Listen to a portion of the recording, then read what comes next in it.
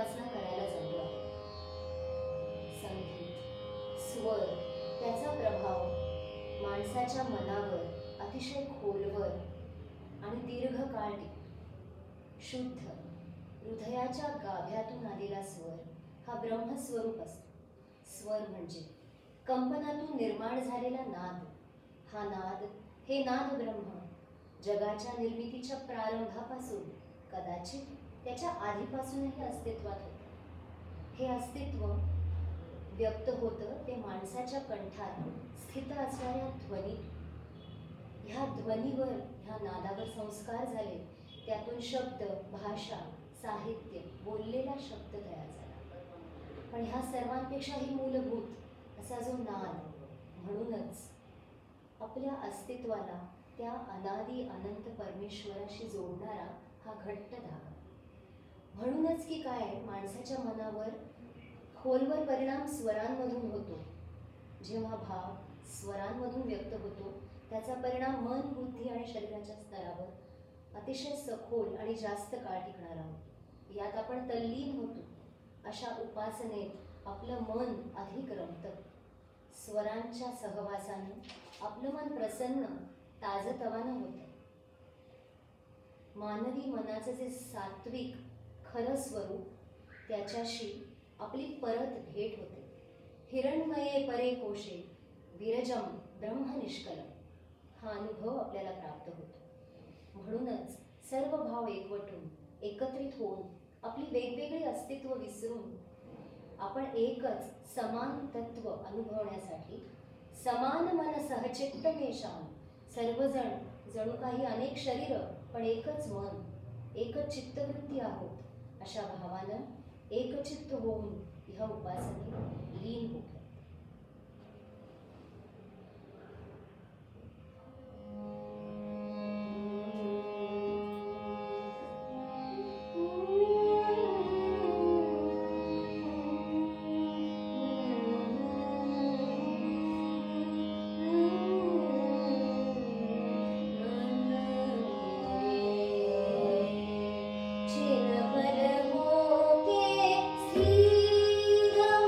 Thank you.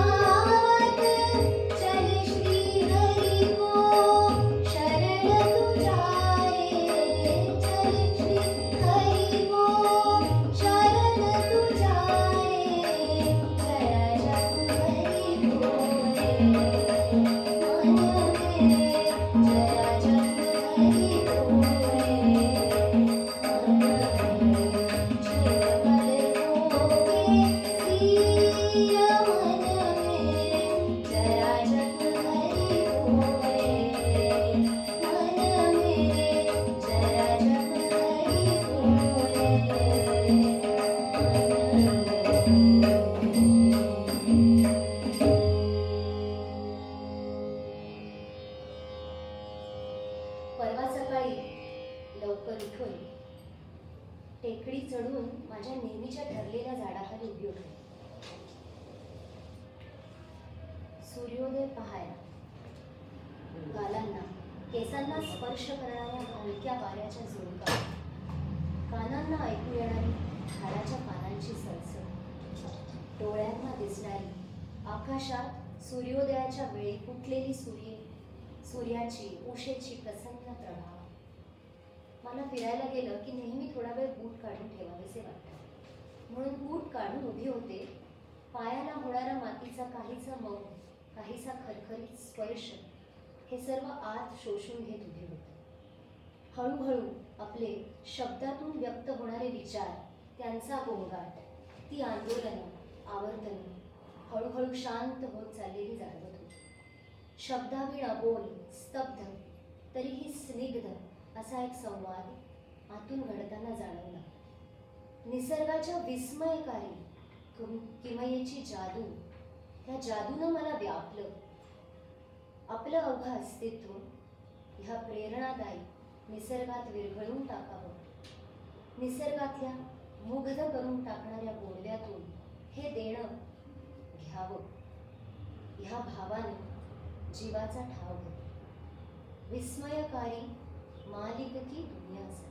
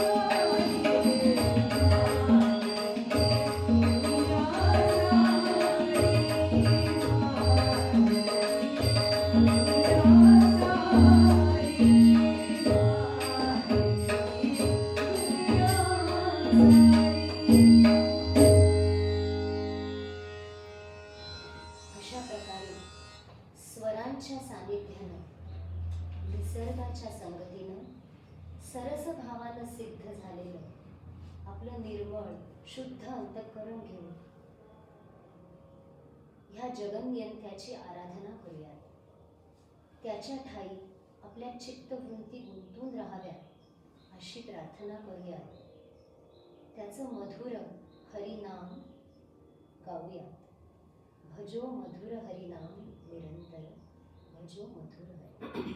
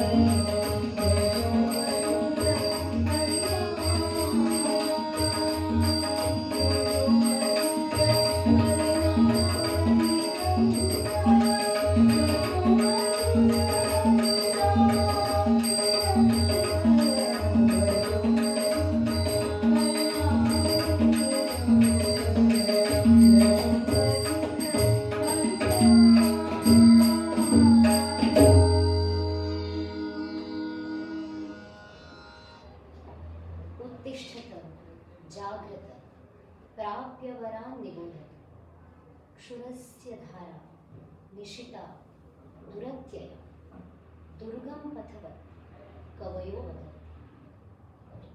हे जीवांनो, उठा, जागे व्हा, अज्ञान निद्रेतून जागे व्हा. तुम्हाला जी बुद्धीची मानव जन्माची देणगी आहे ती जाणून घेऊन, ह्या संधीपासून बोध घेऊन चांगल्या मार्गदर्शकाकडे जाऊन ज्ञान प्राप्ती करून घ्या. एखाद्या वस्तऱ्याची धार जशी तीक्ष्ण असते तसा हा मार्ग तीक्ष्ण, जणू तारेवरची कसरत असावी असा दुर्गम आहे. कवयो वदन्ति, जाणकार सांगतात. मग चालायचं कसं मी या मार्गावर? नित्यो नित्यानां चेतनश्चेतनानां एको बहूनां यो विदधाति कामा. तमात्मस्थं येनु पश्यन्ति धीराः तेषां शान्तिः शाश्वती नेतरेषाम्. अनित्य गोष्टींमधला जो नित्य, सकळ चेतन वस्तूंमधली जो चेतना, तो एकटाच, एको, सकलांना त्यांच्या त्यांच्या काम्य वस्तू पुरवणारा, यो विदधाती कामान. जी विवेकी, ये धीराः, जी विवेकी माणसं अनुपश्यंती, पाहतात त्याला, आत्मस्थम, कुठे? आत्मस्थम, आपल्यात स्थित पाहतात. तेषां शांती शाश्वती नेतरेषां, त्यांनाच शांती आणि अमरत्व प्राप्त होतं, इतरांना नाही. अशा चेतना तत्वाला आपण आपल्या आत बघायचं. आपण आत डोकावलो तर सगळं मीच राज्य दिसतं. कसा सापडेल आत्मस्थम? एष देवो विश्वकर्मा महात्मा सदा जनानां हृदये सन्निविष्टः हृदा मनीषा मनसाभिक्लुप्तो य एतद् विदुर अमृतास्ते भवन्ति. हृदयातल्या संशयरहित बुद्धीद्वारा अवलोकन केले असता तो प्रकाशित होतो, तो जाणवतो, तो पाहता येतो. ह्याला जे जाणू शकतात तेच अमर होतात. नेमका हाच भाव तुकाराम महाराजांच्या या अभंगात आपल्याला दिसतो. भक्ता प्रकाशितो ज्ञान स्वये आपला आपण, माझे देवराया विण रीते नाही कोठे स्थान.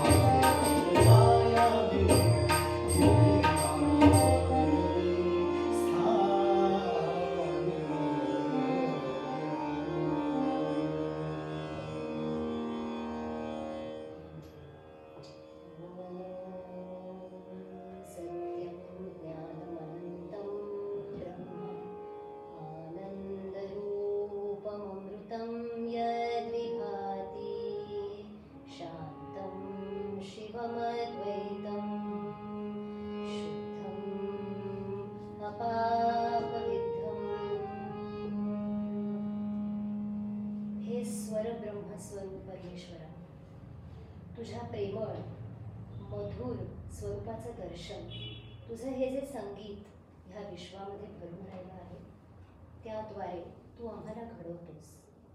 पक्ष्यांच्या सुस्वर गानातून, खळखळ वाहणाऱ्या आनंदी हसऱ्या निर्झरांच्या आवाजातून, रो रो करत घोंगावत जाणाऱ्या वादळाच्या रौद्र नादातून तूच हे 7 स्वर आमच्या श्रुतींना गोचर करतोस. ह्या 7 स्वरांच्या गोडव्यानं सारं विश्व आणि आमचं जीवन रसपूर्ण, आनंदी, प्रसन्न करतोस. ही प्रसन्नता, हा गोडवा, हे माधुर्य, स्वरांची निर्मळता, ओघवत्या नदीप्रमाणे वाहत जाण्याची स्वरांची ताकद, सर्वांना जोडण्याची सर्वसमावेशकता आमच्यात यावी.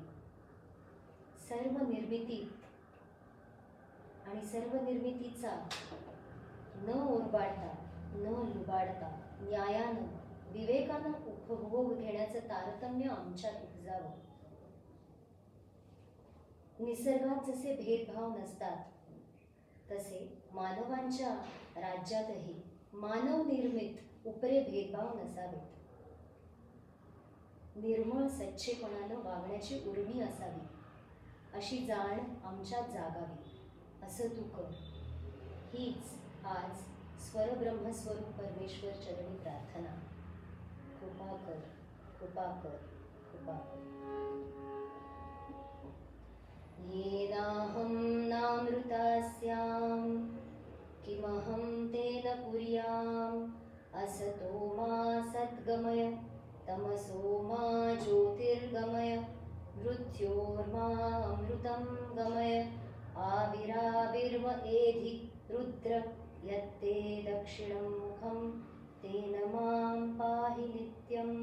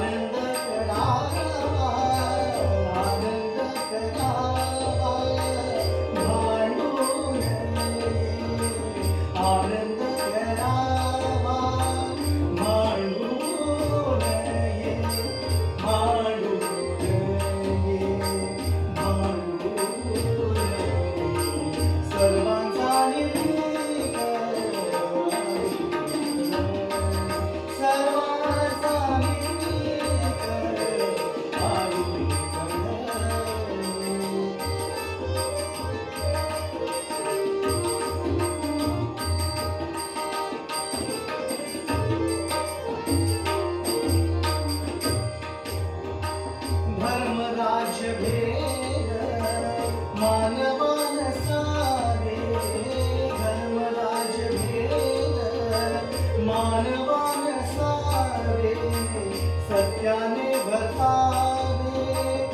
सत्याने वर्तावे सत्याने वर्तावे ईशा साधी ईशा साधी ईशा साधी सर्वांचा निर्भय आहे जगणी सर्वांचा निर्भय आहे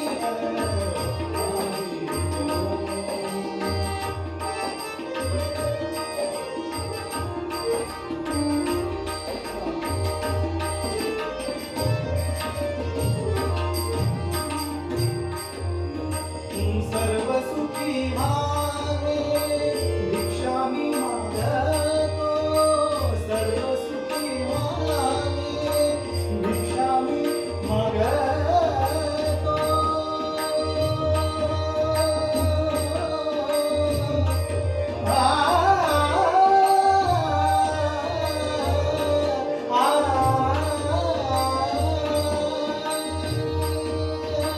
सर्व सुखी भावे भिक्षामी मागतो मनुजा सांगतो मनुजा सांगतो जोगी म्हणे मनुजा सांगतो जोगी म्हणे मनुजा सांगतो जोगी म्हणे जोगी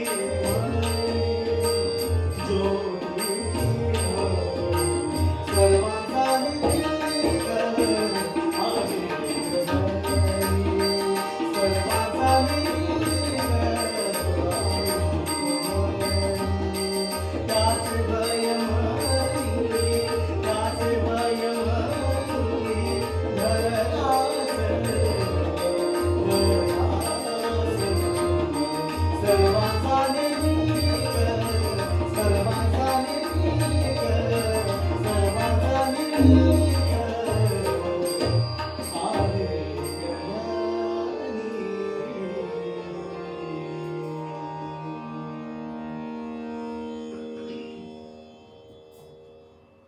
अशी सत्याच्या मार्गावरून चालण्याची इच्छा आपल्यात जागृत झाली, त्या ईशाच्या स्मरणानं जर ती आपल्यात रुजवू पाहत असू, तर ह्यापेक्षा उत्तम आनंदाचा क्षण कोणचा, ह्यापेक्षा शुभ शकून उत्तम सुरुवात ती कोणची. अवघा तो शकून हृदयी देवाचे चिंतन.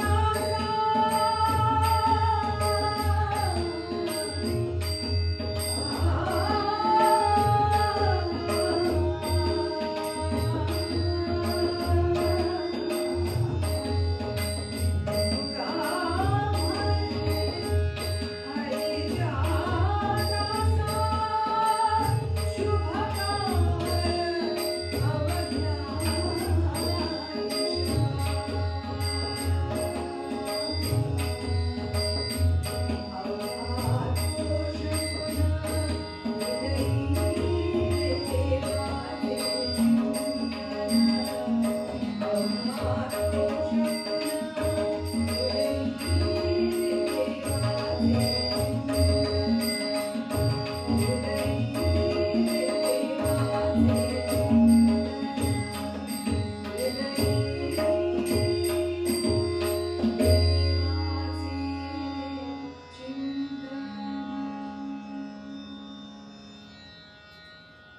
छंद हरीच्या नामाचा लागावा म्हणून आपण सर्व चित्तवृत्ती ह्या चेतनामयी सकारात्मक अशा आपल्या अंतरात्म्याशी जोडून घेऊया, त्याच्याशी तादात्म्य पाहून त्यात लीन होण्याचा प्रयत्न करूया. हे रसस्वरूप आनंदकंद चितघन, तू तुझ्या प्रसन्न स्वरूपाचं दर्शन आम्हाला सतत घडवतोस. आमच्यात तूच मधुर स्वर स्वरूपात, सर्व काही बघू शकणाऱ्या डोळ्यांच्या रूपात, सर्व काही ऐकू शकणाऱ्या कानांच्या स्वरूपात तूच वास करून आहेस. हे तुझं रसस्वरूप समजून घेऊन त्याचंच प्रकटीकरण आमच्या आयुष्यातून घडवण्याची शक्ती तू आम्हाला दे. वाणीत गोडवा, वागण्यात मार्दव, विचारात प्रसन्नता हा आमच्या अस्तित्वाचाच एक भाग होऊ देत. हीच आज तुझ्याजवळ प्रार्थना. राहे सदा प्रभू पायी, मना तू राहे सदा प्रभू पायी.